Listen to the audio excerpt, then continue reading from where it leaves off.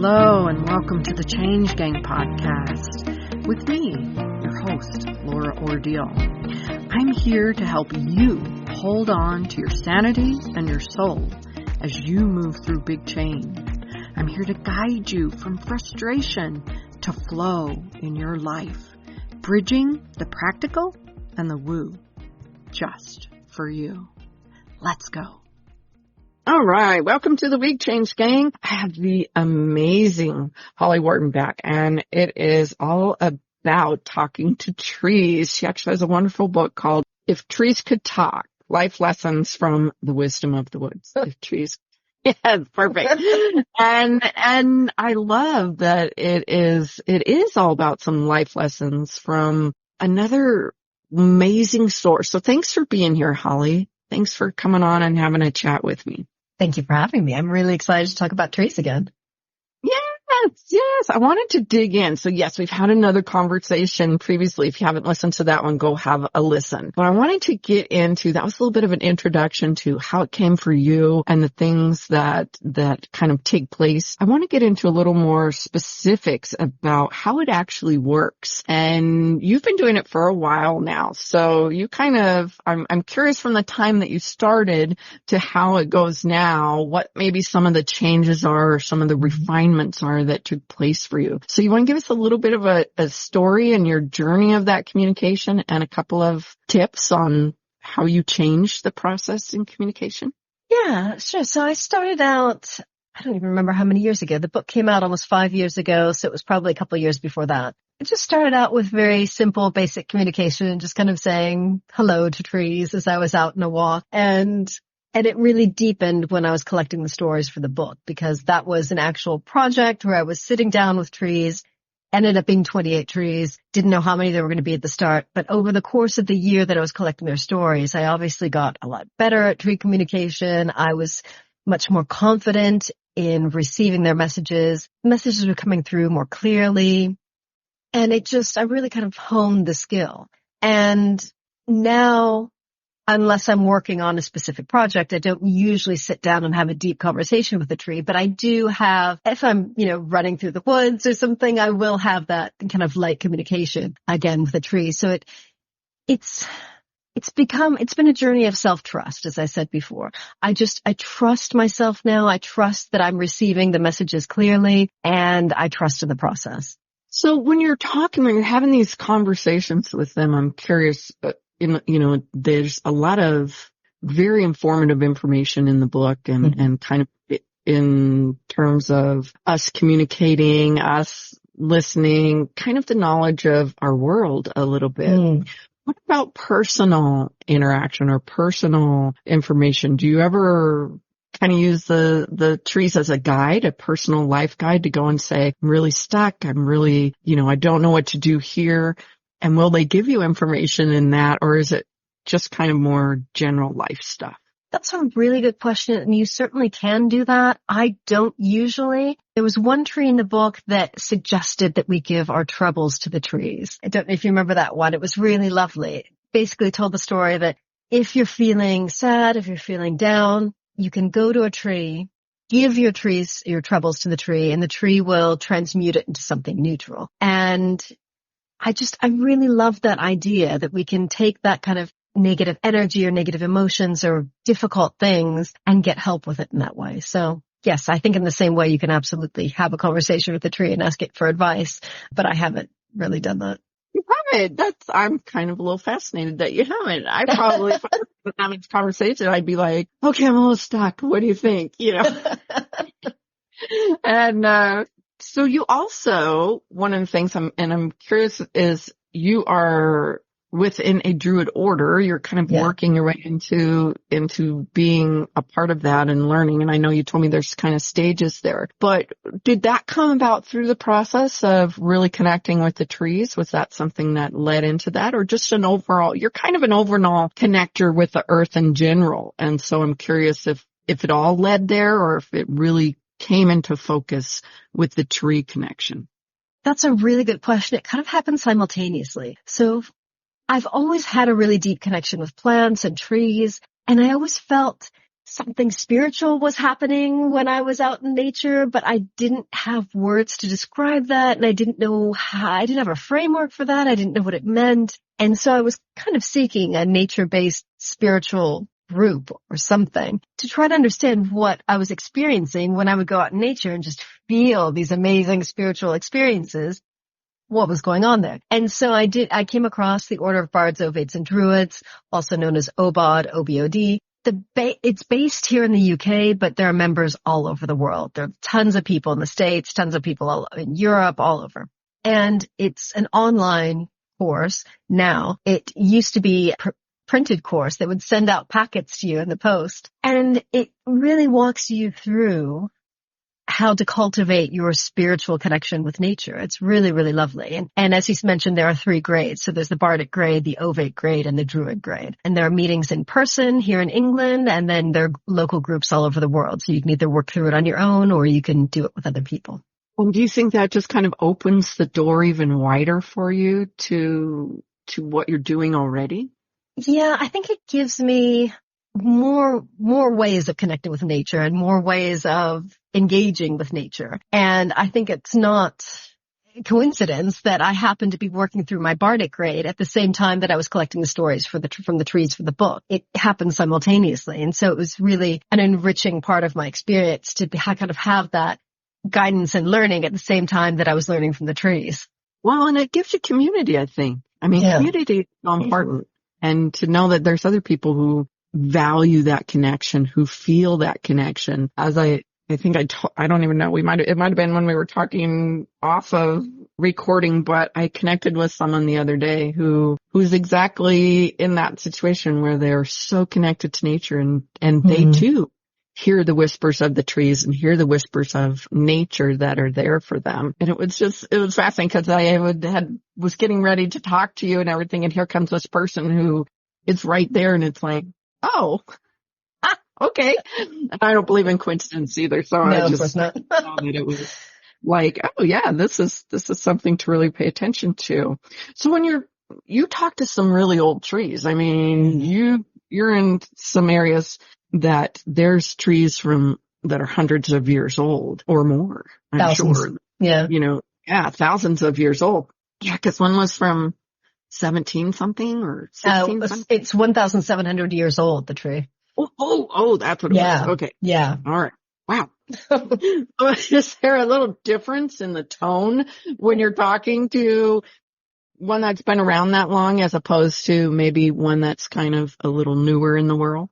Yeah, I definitely feel just more of a powerful energy. It just feels strong. It feels grounded. Obviously, it's a tree, but it just feels like it's just got gravitas. You know, it's been around for a really long time. It definitely does feel different. And I think that's why I gravitated to several of the older yews, and they were included in the book because it's just really powerful energy. Yeah. Yes. I'm curious, so they've obviously seen so much, experienced all of the life of one that's 1,700 years old has lived through several lifetimes of the humans that are around there. Do they share stories of the humans with you, or is it just more life stuff? No, it's more kind of general life stuff. I haven't specifically asked either about things they've seen. Because when I was collecting those stories, I didn't want to make it about what I wanted to know, but rather what the trees wanted to say. So I tried to kind of keep it to what they wanted to talk about. And you do have some trees that are a little sassier than other trees. Yes, definitely. I'll that a little sassier. And so when they do come in and kind of sass you a little bit or really give an intense life lesson information, is that harder to receive, or is it just kind of you're just the listener and you're just the observer in that moment?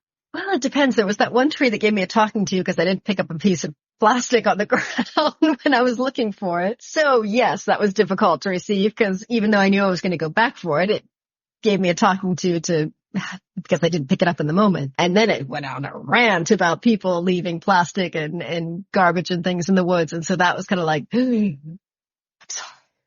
And I felt bad about that. And then, of course, I also felt bad about the other tree in the commercial forest who picked up on my feelings of not liking or plantations of trees as much as I like native woodlands, and got to talking to you about that. So there were a couple of times where they said things that were a bit difficult to take on because it was showing me my mistakes and my attitudes that weren't great. But I'm really glad I could receive those because it definitely changed the way I see trees. Back where I used to live for the last 12 years, I lived in an area of one of the most wooded parts of England, full of broadleaf forests of natural native trees. And now where I'm living, the nearest forest is a plantation. And it's all non-native evergreens. And that's where I go running 3 times a week. And that's what I've got. And so I'm so glad I received that message because I'm so much more accepting of where I am now. Whereas before, I think I would have been very unhappy with the forest and, I don't like these plantations. I don't like this monoculture. I mean, I still would prefer to have a native forest because there's so much more diversity and so much more wildlife in there, whereas it can feel a bit dead when it's just a monoculture. But it's definitely changed my attitude. And what do they have to share about their environment, like the wildlife and the things? I mean, they're obviously living together. They support, like birds, and they support so many other things. Do they get annoyed? Do they get annoyed about like the woodpeckers or the things that shed the antlers and those things? Or is that kind of just an acceptance again of this is a part of what we're here for? Yeah, I think it's like an acceptance of this is the community. It's not just the tree community, it's the animal community and the bird community, and they're all living together and they're all part of this ecosystem. And I think when the balance gets off is when they can get annoyed or when they can get disrupted. I'm thinking specifically of a woodland that's nearish to where I used to live, where there are tons of ancient yews, but there's an overgrowth of deer. And the deer don't have enough to eat because there's too many of them because they don't have a natural predator here. And so they're starting to eat the bark of the yews, and the yews, which have been for hundreds and in some cases, over 1,000 years, are now being affected by these deer. And I think that's one place where I've gotten the feeling that like, this isn't great, but that's because nature's out of balance. The deer were introduced, they're not native deer, and they don't have a predator. So it's just the balance is out of order. Yeah. One of the things, that you talk about, like in a community kind of trees, when you very first went in and you were like, okay, we're in the field and we're going to do this. And you were drawn to a particular tree. And as we talked about, a little bit of a spokesperson for you or a connection for you. And I'm assuming other people kind of found their person. But they talk about trees kind of really having that connection, that root system that runs through everything. When they're talking to you, are they talking both as the collective and as individual? Or do they talk individual? My connections were with individual trees, but at times one would step up to be kind of a spokesperson for the community. So it wasn't like they were all speaking collectively, but one had stepped up to speak for their people. Yeah. Yeah. Well, and that just fascinates me, the root system of the trees.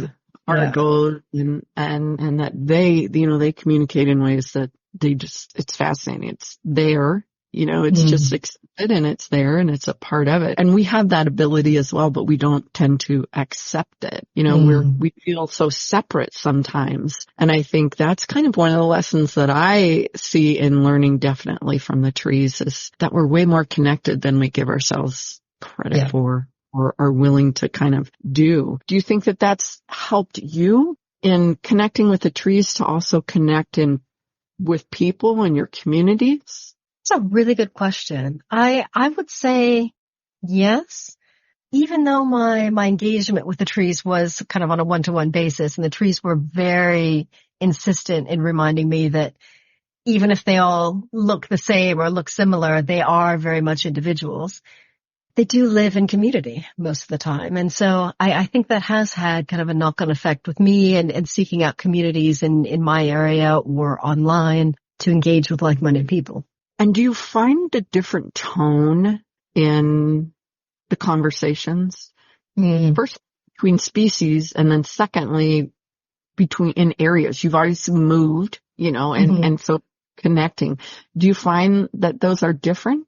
It's a really good question. I haven't necessarily found any kind of common differences or that would differentiate the trees from here from the trees down south. And I also haven't noticed, for example, that different species have different styles. They really all felt like individuals. I remember years ago reading about someone was talking about oak trees being grumpy.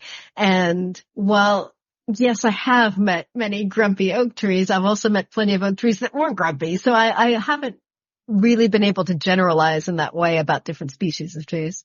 Oh, that's funny. Grumpy. So why are they grumpy? What are they grumpy about? I don't know. They kind of come off as having that kind of grumpy energy, like, oh, I don't feel like talking, that kind of thing, or I'm not going to talk to you today, that kind of thing. That's funny. Yeah. That's funny. Well, with that, then, are there particular ones that have been way more eager or ready and just there to be like, absolutely. Took you long enough. Let's talk. Absolutely. A lot of the trees in the book were trees that I had walked past many times on my walks, or I had run past. And as I was getting ready for the book, a lot of times I'd go on a walk and a tree would say, I'm in your book. I'm in your book. And so I would come back during a time when I had time to sit down and really dedicate myself to receiving the message from that tree. A lot of them were very eager. And even now, like I'll go on a run and a tree will say, I could be in your book. Like if you want me, I'm here. There are a lot of trees that I kind of made a mental note that have to come back and collect their story. So let's talk about the connection process itself. To maybe give some people who are hearing this and they're like, oh, I want to do that.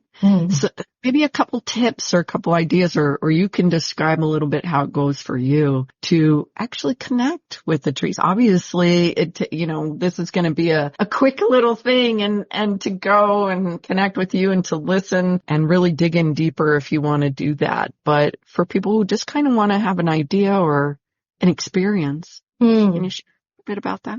Yeah, I think the most important thing is to be respectful. So just respect the fact that not all trees want to talk. Ask permission. So, if you're going to approach a tree, ask it if you can talk to it. Ask if it wants to talk. Ask it if you can touch it. And you might hear a voice in your head that says yes or no. You might get a feeling in your body like yes, or like a tight, constricted feeling that could be a no. You'll probably know. If it just feels right, go for it. If it doesn't feel right, either come back another day or just move on to another tree. Respect is always the most important thing. And then when you're connecting with the tree, the communication is very subtle because of course trees don't speak out loud the way we do. So you might hear a voice in your head. You might see images that are a symbol of what the tree is trying to communicate. You might feel it in your body. You could feel an emotion that the tree is trying to pass to you. If you touch the tree, you might get an image or something coming. There are different subtle communication techniques that you can use to receive the messages. And it could take time for you to develop one of those skills and to really get those messages clearly. So it's like learning any other skill. It takes time. You might get it on the first day. It might take a few tries, but the more you do it, the easier it gets. And as I said before, it's very much a journey of self-trust. So trusting that you are receiving this message from the tree. And I think to remember that sometimes a no is a not right now. It might not be that they never want to talk or communicate. It's just they're not ready or you're not ready to hear what they have to say. And so you come back. Yeah. And so is it helpful when you start the communication process to instigate it maybe in your own mind or to instigate it with a question of like, well, what do you want to share with me today? Or what do you want me to know today? Something like that. Yeah, I always say to start out with easy questions. So don't go up to the tree and be like, what is the meaning of life? How can we solve climate change? Big things that you're emotionally like attached to. Start with something easy, like, how are you feeling? How are you doing? What do I need to hear today? What would you like to tell me? What do I need to know? What would you like to share with me? Do you have a story you'd like to tell? Something simple and easy rather than going straight for something big because it can really. Yeah. I think I agree with that. That's why it's like just kind of start the flow, ask some little things. Has there been anything that you've been told over the years that just really was profound for your life personally going forward? I think everything that they gave me was very profound for my life. This book was really kind of a before and after in my life. I think just for me, the whole process of communicating with trees has just been very life-changing. So it's not so much one particular bit of advice that a tree's given me, but just having this opening up to this new way of connecting with trees and plants has been just massively changing for me. I mean, I see plants and trees in a different way. I see my garden in a different way. I see the forest in a different way. It's not just landscape. It's not just scenery. These are living beings and we can communicate with them. Yes.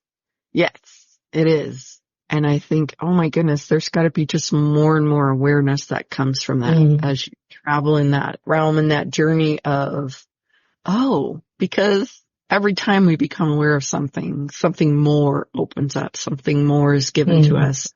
Process. Wow. I think it's incredible. And I thank you for connecting with me about it and for sharing the book. So you have the book. Yes. And then you have online classes that you do. Yes. Is there anything else that you want to share with anyone out there, or just share how they can connect with you? That would be wonderful. Yeah, I've got my website, hollyworton.com, and that's WORTON, and you can find everything there. Feel free to let me know if you have any questions, because I am working on a book on how to communicate with trees, and that is, again, going to be tree-based in the sense that they are going to be giving me the information, but I need to know what questions people have. So if anyone has any questions they haven't found their answers to on my website or in the book, please let me know, because I would love to add that to the book. Ooh, that sounds fun. That's great that you're doing more and opening that door even wider right there. That's bringing even more into the world. So thank you so much for sharing today, Holly. I truly appreciate it. And thank you. I think it'll be so great for people to open the door to something wonderful and new like this. And I believe it can be life-changing just in, even if it's small awarenesses. If nothing else, it's connecting with your world in a way you haven't connected before, just to be out among them. So it can't be anything but good in my book. I agree. It just opens your mind up to new possibilities.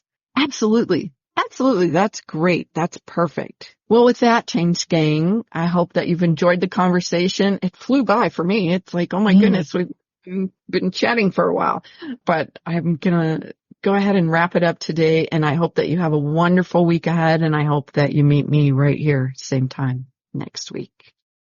I hope today's episode was interesting to you in some way and fun.